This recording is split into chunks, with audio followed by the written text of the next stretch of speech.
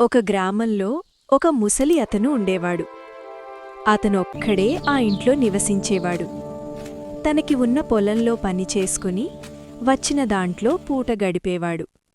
అలా ఒకరోజు తన ఇంటి ముందున్న చెట్టు కింద విశ్రాంతి తీసుకుంటూ ఉంటాడు.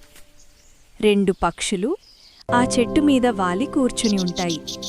ఇది ఆ ముసలి అతను గమనించి ఆ పక్షులని చూస్తూ ఉంటాడు. అలా రోజూ అవి అలవాటుగా తన ఇంటి ముందున్న చెట్టు మీద వాలడం గమనించి వాటికి తినడానికి బియ్యం వేస్తాడు. అవి బాగా తినేవి. రోజూ రాత్రి 6 బయట ఆ ముసలి అతను పడుకుని ఆకాశాన్ని, ఆ పక్షులు చేసే అల్లరిని చూస్తూ ప్రశాంతంగా పడుకునేవాడు. రోజులు గడిచాయి. ఒకరోజు రాత్రి పెద్ద గాలి, ఉరుములతో కూడిన వర్షం పడసాగింది. వర్షానికి ఆ ముసలాయన ఇంట్లోనే పడుకుని ఆధమరిచి నిద్రపోతాడు. బయట చెట్టు మీద గూడు కట్టుకుని ఉంటున్న పక్షులు ఆ గాలివానికి చాలా భయపడతారు. చెట్టు కొమ్మలు విరిగిపడుతున్నాయి. అవి భయపడుతూ అలానే ఉండగా పెద్ద గాలికి వాటి గూడు చెదిరి కింద పడిపోతుంది. వెంటనే అవి అరవడం మొదలు పెడతాయి. ఆ శబ్దానికి వెంటనే ఆ ముసలాయన లేచి చూస్తాడు. అప్పుడాయనకి పక్షులున్నాయి కదా అని గుర్తొస్తుంది.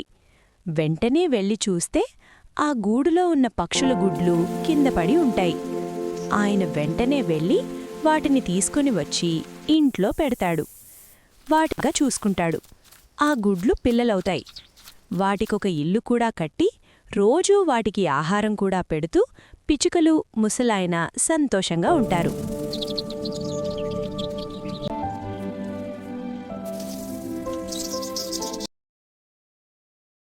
ఆ 2 పిచ్చుకలు బయటికి వెళ్ళి ఏదో తెచ్చి తాత దగ్గర వేస్తాయి.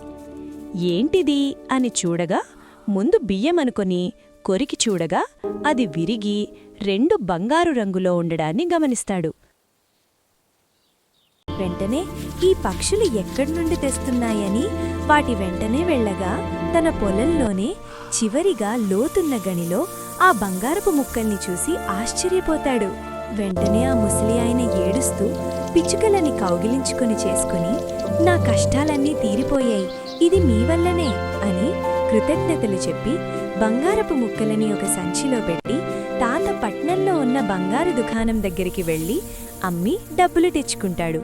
ఆ డబ్బుతో తాత ఒక కొత్త మంచి ఇల్లు కట్టుకొని పిచ్చుకల కోసం కూడా ఒక ఇల్లుని కట్టిస్తాడు.